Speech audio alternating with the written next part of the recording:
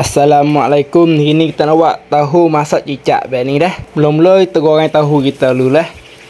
Tahu ni goreng garing dah. Kalau tak garing tak sedap. Agak tergaring dah ke kita kek sejak minyak ya dulu dah. Lepas tu buh minyak, buh bawang putih dengan lada burung merah dah. Kita tumis bawang putih dengan lada tu masak dulu dah. Agak tak masak dah ke kita buh tahu kita goreng saat ni masuk dah. Lepas tu cak itai. Kita gelomok cak itai tu gaul atau hulu dah. Lepas tu buat air sikit masuk. Kakah ya sakar sudu setengah dah. Becing hujung sudu. Lepas tu sok cili sudu. Sok cirai sudu. Cicak sudu setengah juga kita buh dah. Lepas tu buh cicak potong baik ni dah. So 2 3 dah.